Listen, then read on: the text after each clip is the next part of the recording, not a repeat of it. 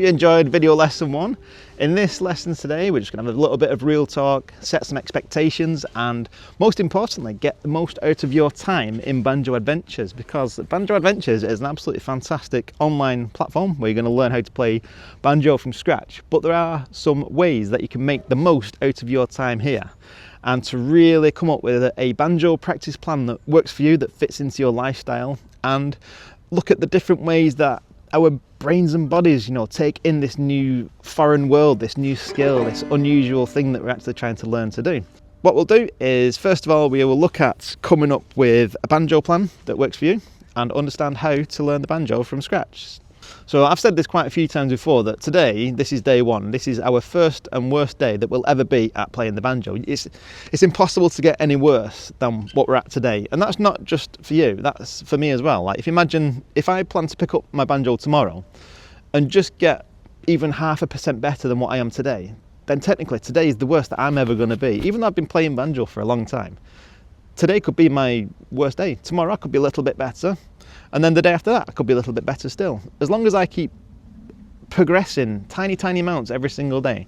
And I like to use this term, it's called tiny incremental gains. And you'll hear me mention that a lot in the video lessons. And that's all it is. That's all that learning the banjo is. It's just trying to get just a little bit better each day.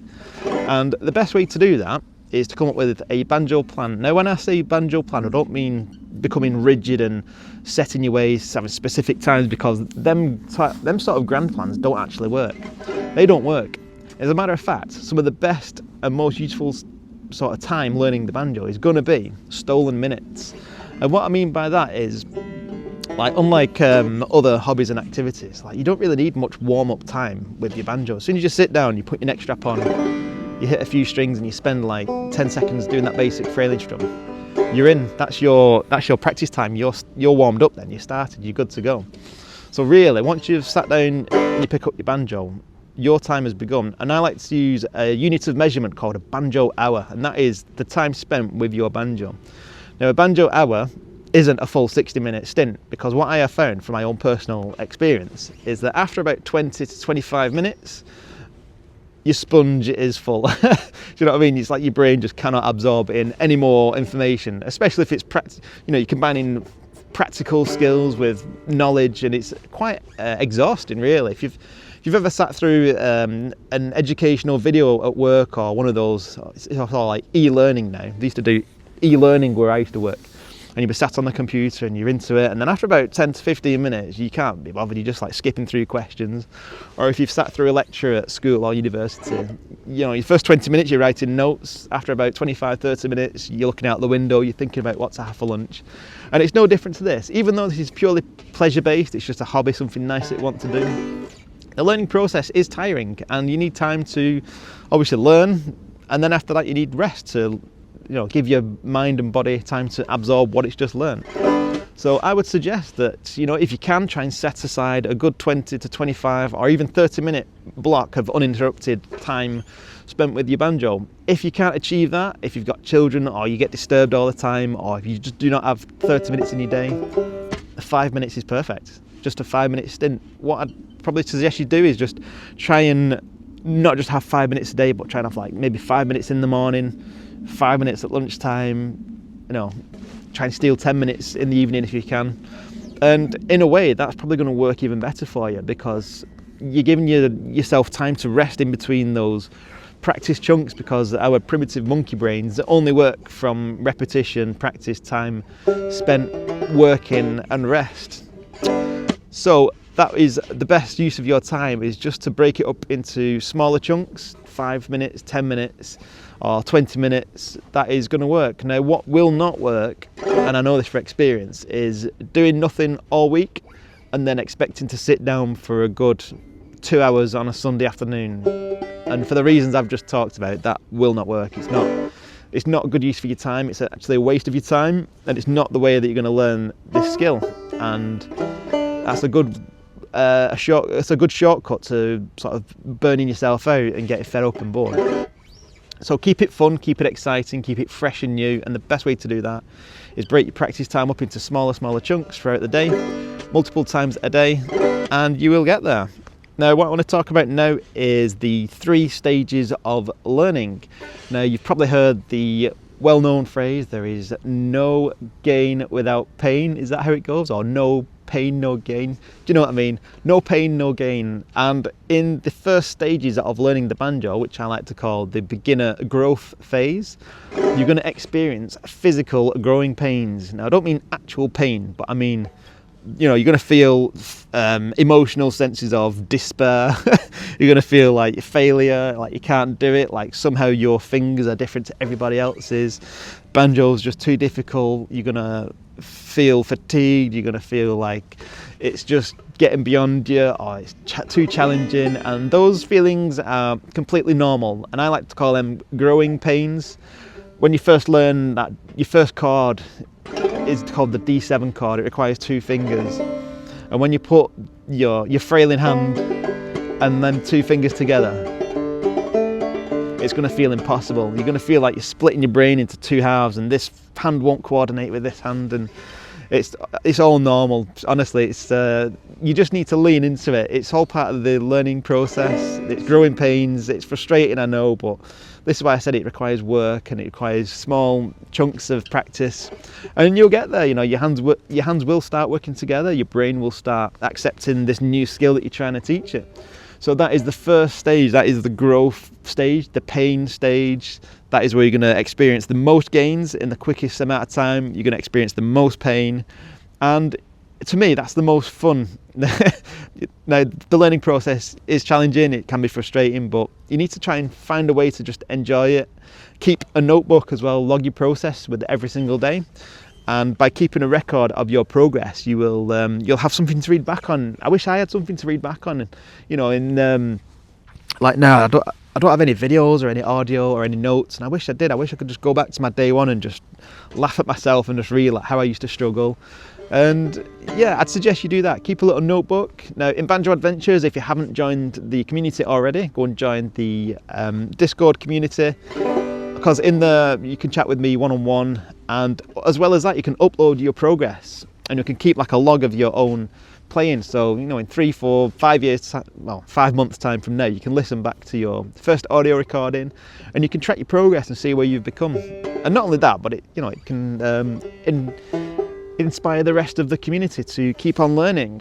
Anyway, so that's number 1. That is the growth phase. That is the no pain, no gain, high rewards, high gain stage. The second practice phase is what I like to call the practicing to perfection stage. Now, this is where you're going to take a skill. So, for example, the first skill that we learn is the basic frailing strum, which sounds like this. Now, if you think about this, the way I'm doing it now, there is no way that I can get sort of any better at this. This is it now. I've reached the peak of the basic frailing strum. I could practice this all day long. I'm not going to get any better. But when I first started learning it, I was like this. Do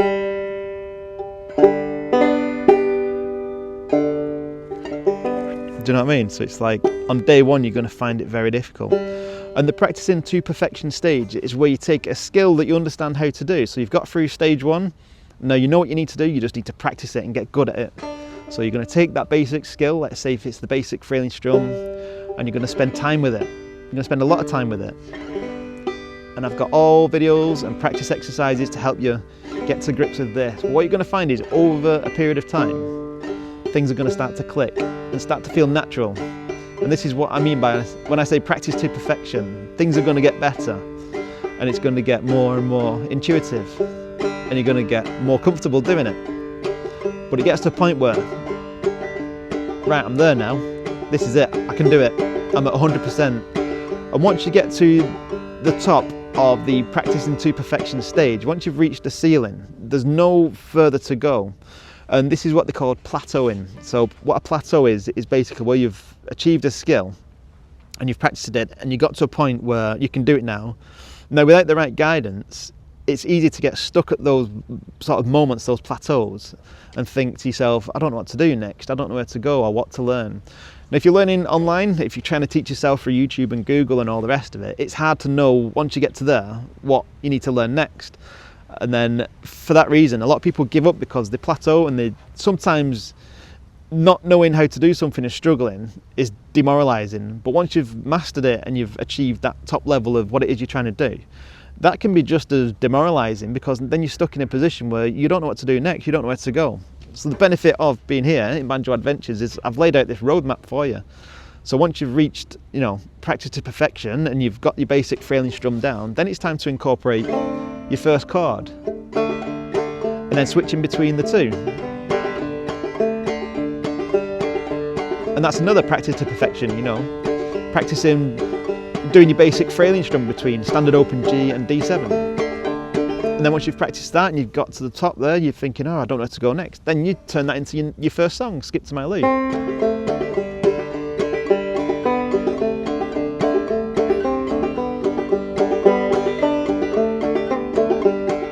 And once you practice Skip to My Lou and you practice it and you get good and good, then you get to there again, you've plateaued again, you've learnt your first song, where do I go from there? And what I'm saying is this is stage 2. So stage 2 is your practice to perfection stage, and that is where you're going to take something that you've learnt and you're going to work on it and you're going to spend time with it and you're going to get better and better, you're going to plateau, you're going to reach the level, and then you need to go back to practice stage 1. You need to go back to the growth stage to pick up a new skill, to learn something new.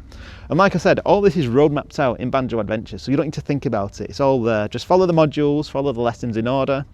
If ever you find like the lessons are getting too challenging or too difficult, step back a bit, or go back to day 1, go back to lesson 1, just start again.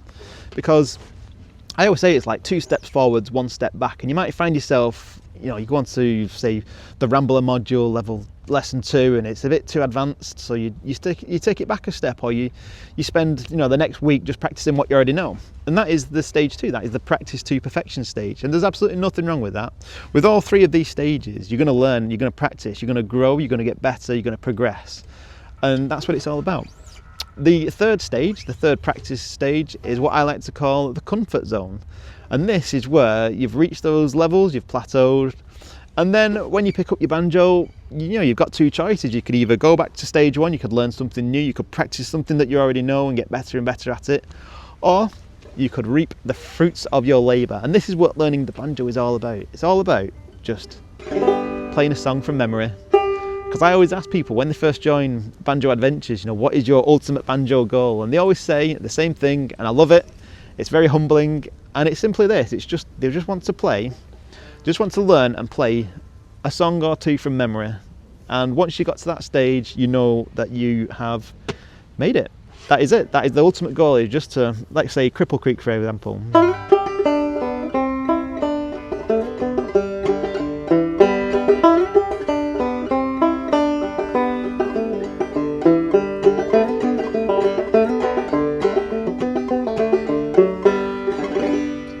And that's what life is all about. That's what learning the banjo is all about. Just practicing, getting good at it, learn, progress, reach those plateau levels, get a couple of songs in the bag, and then come out on a lovely day like this, bring a hot drink, bring your banjo, switch all your gadgets off, get away from the internet, get away from the news, get away from all the politics and the drama, and just sit out in the open, just play the banjo, and just escape from the madness that is this modern world that we live in. And I think that is probably the reason why you're here, to learn the banjo, just to reconnect with history and the people and the times that have long gone. Because the way I see it is this: imagine 100 years ago. Who's not to say 100 years ago there was a chap sat on this wall, this very wall that I'm sat on now, with a flat cap on and their banjo, and they've just done a hard day's work down the mines, and they've got a pint of bitter or beer or whatever they used to drink, and they just sat here just having his little ploughman's lunch with his can of with his bottle of beer, and just watching the sunset after a hard day down the mines, playing a few tunes. And that's it. That's the way it probably should be. Obviously, he didn't have an iPhone 13 recording a video lesson to put on the internet, but who's not to say that I am in connection with history here. There could have been somebody up here, there could have been a full band up here, playing music and guitars and what have you. You don't know, I'm just waffling now, just ignore me. Anyway, so the 3rd stage of learning the banjo is the comfort zone, and that is literally it. It comes to a point where learning is tiring, so you've got to that stage there. You just want to relax and just enjoy the fruits of your labour and just play a couple of songs, or even just riff, just make something up, and just practice. You know, just feel it, just feel the music, and just feel comfortable in everything that you've done. You've worked hard for it, you know, and you're at that comfort zone, and enjoy it. You know, enjoy the whole process. Now there is a fourth stage. Number 4, there is a fourth stage, and this is the only way that you'll ever get worse at banjo. Think about it. What I said at the beginning of this video lesson is you're going to get better with each and every single day that passes. Even if you only get 1% better tomorrow, and then 1% better on Wednesday, and then 1% better on Thursday. There's only one way that you'll ever get worse at playing the banjo, and that is by not practicing. That is by not picking it up, not spending those 5, 10, 15 minute sessions just getting good, just practicing what you already know, or even just maintaining what you know by being in that comfort zone, that stage of just enjoying the fruits of your labour. If you go through long periods of not playing, eventually you will start to lose those skills, and you don't want to do that. You know, it is good to have time away. It is good to, you know, if you do start feeling yourself getting a bit too sort of exhausted with it or a bit too burnt out, what I would suggest is just spend time in practice zone 2. Just focus on what you already know. Don't put too much pressure on yourself. I think as adults we put too much pressure on ourselves just to get good. You know, you feel like there's this ceiling that you need to get, so you need to get good at this, and then you need to get good at that and better at that, and it's through fear. That I think that pre-programmed into us through a sense of fear. You know, if you're not good at your job, you're going to get sacked. If you're not good at school, you're going to lose. You know, you're going to get poor grades and get a rubbish job. If you're not good at this, you're going to get in trouble. If you're not good at that, you're going to get put in jail. With the banjo, there's none of that. You know, you could be just at a skill level where you want to be. You know, there's no real sort of, you know, you don't want to be up and down the fretboard. You're not like a virtuoso doing like fancy stuff up and down here and going crazy with it. You just want to learn a couple of songs from memory, and that's it. It's a completely achievable dream. It's a completely achievable goal, and you can do it. You know, just put that time and effort in. And if you do, like I say, if you do start feeling that sense of burnout, like you're putting too much pressure on yourself to learn, just slow down, just stop, take a step back, take a breather, and just remember why you're doing it. You know, who you're doing it for. Just relax and just try and enjoy the learning process. Treat each challenge, each new skill that you're trying to learn as like a new jigsaw puzzle. You know, it's meant to be fun. You're meant to just enjoy it. There's no end goal. You know, there's no finish line. There's no certificates at the end. There's no reward. You don't get anything for it. The only thing you get is that sense of gratification that, you know, you're doing something good for your brain and your body, and you're creating music and people will appreciate it and it sounds nice.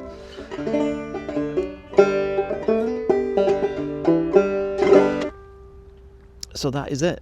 That is learning the banjo in a nutshell. Now this is the most important video that you probably watch in Banjo Adventures, because it sets the expectations and it sets the realistic things that you need to sort of anticipate coming down the road, because it's not all just, you know, fancy pants songs and learning new stuff and slides. It requires work, it requires time and effort, work, persistence, and it requires a real desire to want to do it, a real passion and a real sense of, you know, you want to learn it and you want to have fun.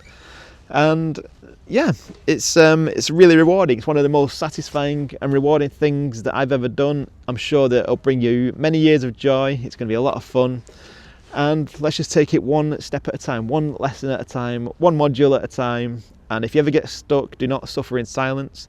Just come and speak to me in the Banjo Cabin, in the Discord community. I'm there to help you. I'm in your pocket 24 hours a day. Just leave a message. If you don't want to share anything with the community, that's fine. Just come and private message me on the Discord. Or if you don't want to use Discord, just email me. You know, just drop me an email. I've even got my phone number on the website. You can contact me on WhatsApp if that's even better for you. I'm always here to help. I'm here at your disposal. I am of service to you. I'm here to try and help you break through and make you become the most competent and most accomplished banjo player that you could potentially become. So if you're ready to crack on with the next lesson in the Hobo module, grab your banjo, get yourself tuned to standard open G, and I will see you there.